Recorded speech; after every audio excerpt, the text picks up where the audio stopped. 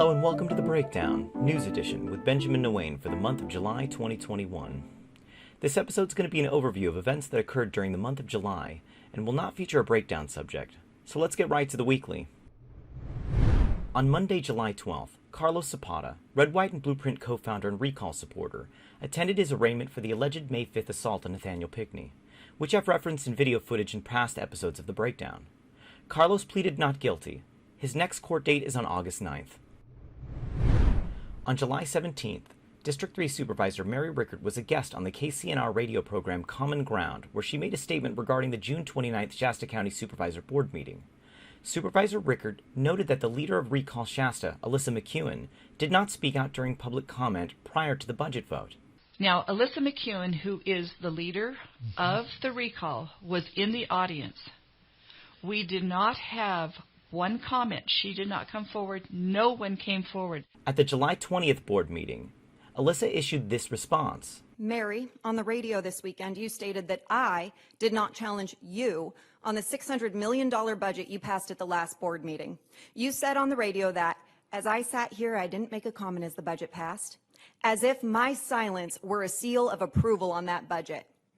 As if. Alyssa asserts that she was simply waiting to see what the board would do, and that their vote ultimately to pass the budget confirmed her thoughts on county misspending. This is notable due to the fact that the recall proponents repeatedly state that the main reason for the recall is due to financial mismanagement. Therefore, it is not unreasonable to expect McEwen to speak prior to budgetary decisions. A registered nurse with the Shasta Regional Medical Center, Michelle Gaffney, shared with The Breakdown that on June 21st, local registered nurses, as members of the National Nurses United, were holding a national day of action to demand their employers address problems highlighted by the COVID-19 pandemic and prioritize patient safety and workplace protections. We, the nurses and healthcare workers of Shasta Regional Medical Center, are here to raise awareness with the public of ongoing safe staffing issues that remain unresolved at the hospital despite multiple attempts by staff to make management aware of the issue.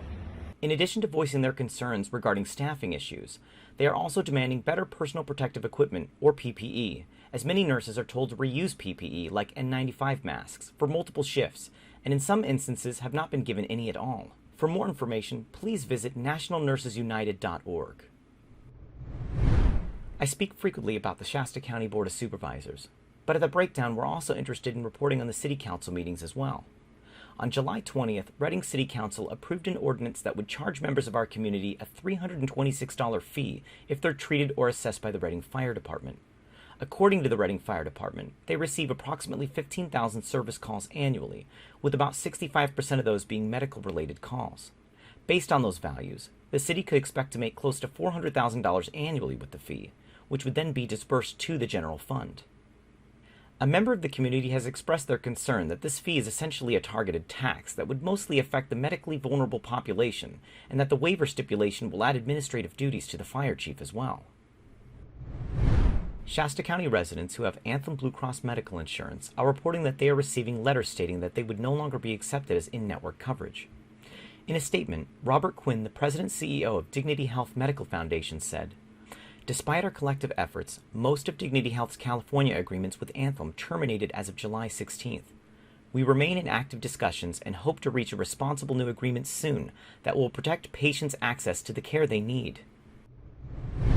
On July 8th, Carlos Zapata shared an advertisement for a bull riding fundraiser on Facebook. I sought to mention it because in a comment on the post someone asked what the fundraiser was benefiting. Carlos responded, "Red, White, and Blueprint documentary and the recall effort." This is important because the Red, White, and Blueprint is registered as a private LLC, and Recall Shasta General Purpose Committee is registered as a political action group. And while LLCs are not subject to political campaign finance laws, political action groups are. If they were sharing funds between the two of them, then Red, White, and Blueprint may have to provide transparency into their finances, which to date they have not provided. Both Recall Shasta and the Red, White, and Blueprint are currently under investigation by the FPPC for alleged violations of campaign finance laws. It is also important to note that on July 14th, Carlos seemed to walk back his previous statement in a post where he suggested that proceeds from the fundraiser would go to charity efforts of the audience's choosing. I wanted to go more in depth on Carlos Zapata's July 12th arraignment. The court appearance was largely uneventful and went as expected, with the Red, White, and Blueprint co-founder delivering a not guilty plea. However, what was going on outside was far more interesting. On July 1st, when it was made public that Carlos would be charged for the alleged assault on Nathaniel Pickney at the Market Street Blade and Barrel, the Red, White, and Blueprint Facebook page put out a public call to action for a courthouse protest during his arraignment to oppose legal action against Carlos. Among these who attended were known members of a group called the Proud Boys, a group that was designated as extremist by the FBI, labeled a hate group by the Southern Poverty Law Center, and classified as a terrorist organization by the Canadian government. Sean Schwaller, a teacher at Chico State and contributor to a news cafe, identified one of the Proud Boys in attendance as Rick Smith from Auburn, California, roughly a 3-hour drive from Redding. Rick is shown here with his wife Diane, and here at a protest in Rockland, California. Also pictured at the protest was a Proud Boy member identified as Robert Sunday from Sacramento, California. This suggests that the group traveled to our community specifically to show their support for Carlos. This is important to mention because in June 2020, in Facebook groups such as Stake in NorCal, there were numerous unfounded reports of Antifa members being bussed in to commit acts of violence and destruction during the planned George Floyd protests. Many of the peaceful protesters believed this rumor of civil rights activists traveling to Shasta County was the initial catalyst for the local recall movement. Cottonwood Militia, as well as Stake in NorCal members, stepped in to protect businesses from a group of agitators that never came. Some in the community state that they prevented crime, but there doesn't seem to be any evidence to indicate that a threat ever existed.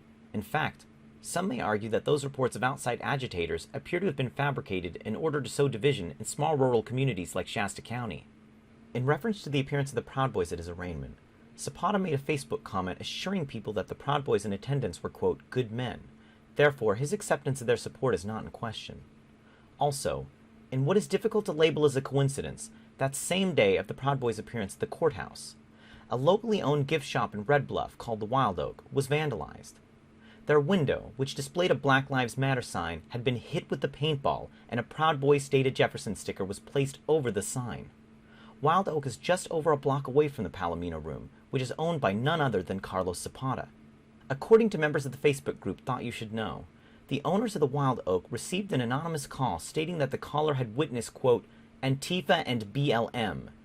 When the owners checked the caller ID, the name and number belonged to the aforementioned Proud Boy member, Robert Sunday. The July 12th protest in support of Carlos Zapata culminated in a statement made by his attorney, Joseph Tully. We set the case for jury trial, time not waived, which is saying that we're ready to go. Within 45 days, we'll have our trial, and I expect Mr. Zapata to be exonerated at that time. And that's the breakdown. News edition for the month of July 2021.